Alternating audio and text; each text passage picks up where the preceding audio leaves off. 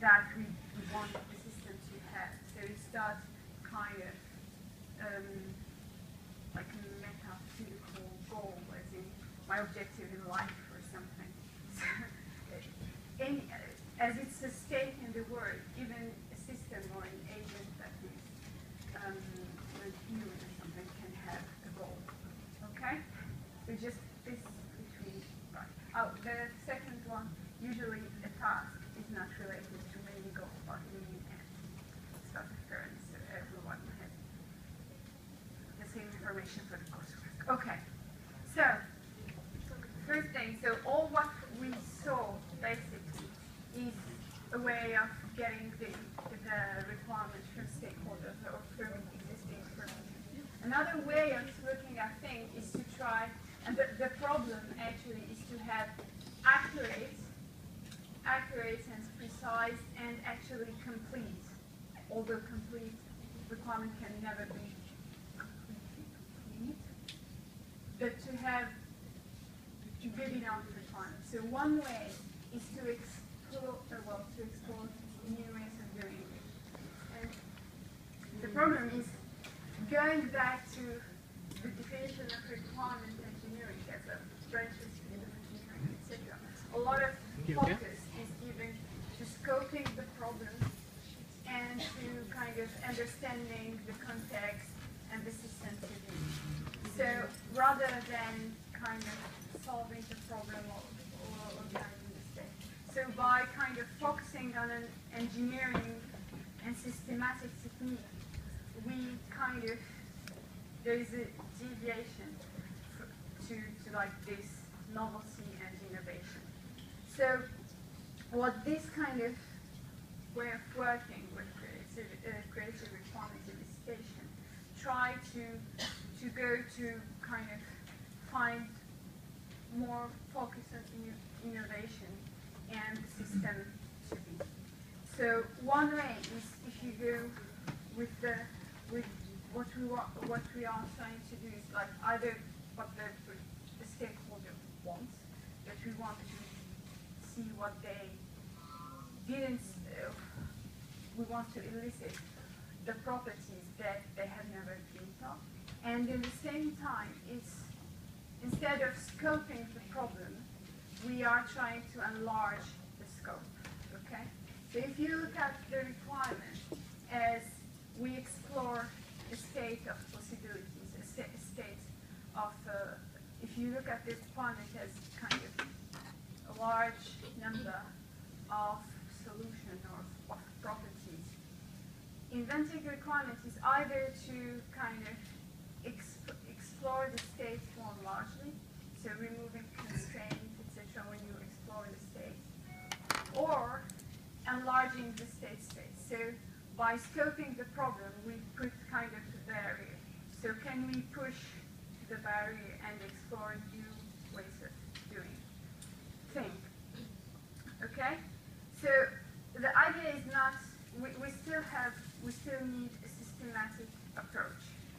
So we still need kind of some scope of the problem, but it's just we're trying to enlarge it. Okay? So if you do like this search-based method, do you have any search-based method?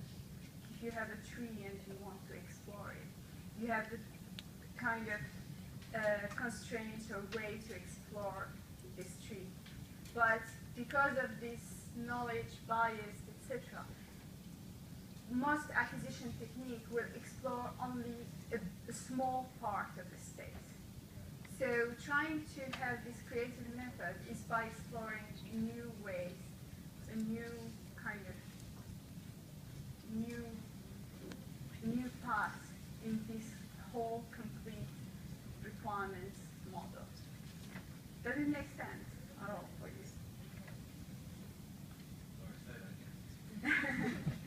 So if you look, the problem we say requirement is looking for properties that the stakeholder wants in the system to be. Okay? So if you look at it instead of kind of understanding a decision problem, you look at it as a problem-solving problem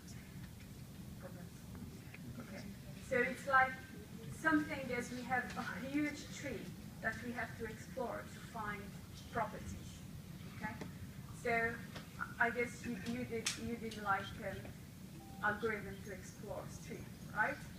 So usually you have rules to explore this tree. Right?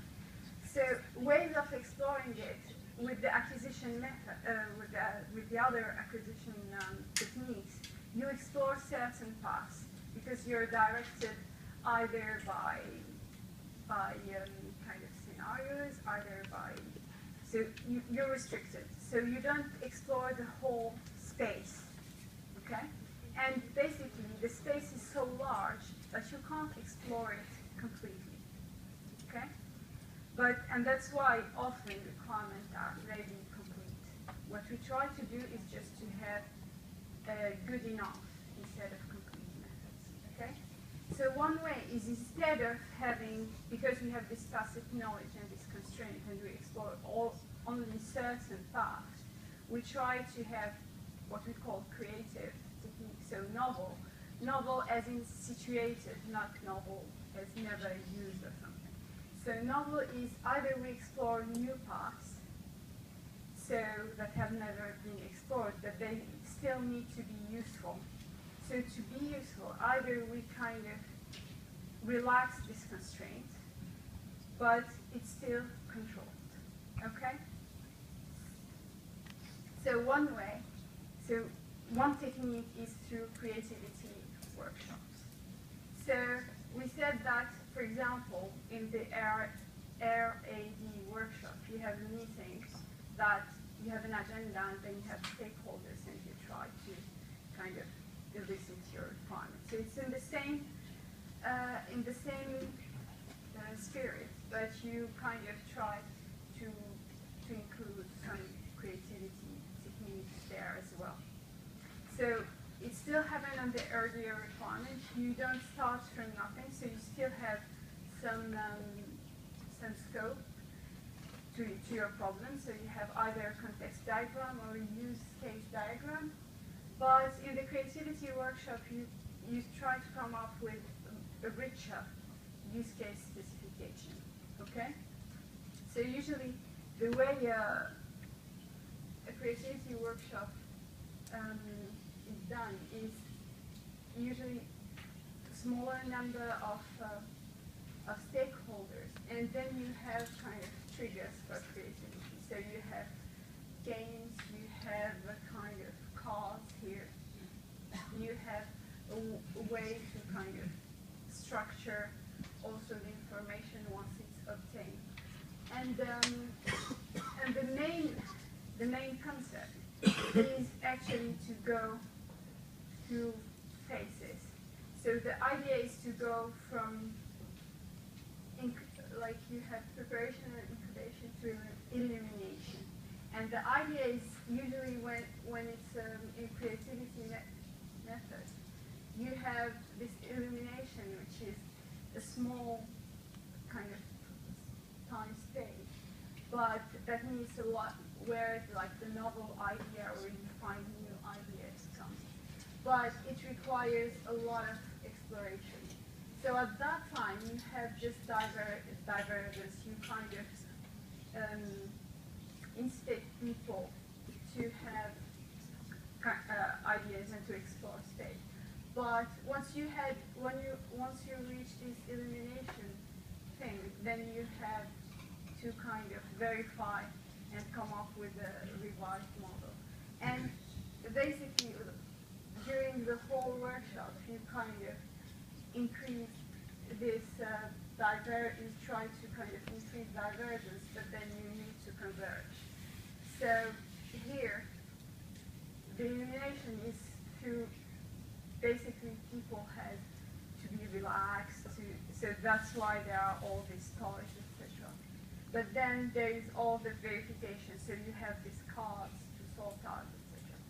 So it's basically you go through these cycles trying to have new novel idea, but then you have to kind of reduce that into useful and situated ideas. Okay. And the way to kind of to reach this divergence there are kind of different ways to do that. So one of the things is to creativity triggers. So finding questions that will allow people to kind of explore new ways or to have to find ideas. So for example, what extra service can you provide to the user, how it uses your system, or can you remove a step and automate it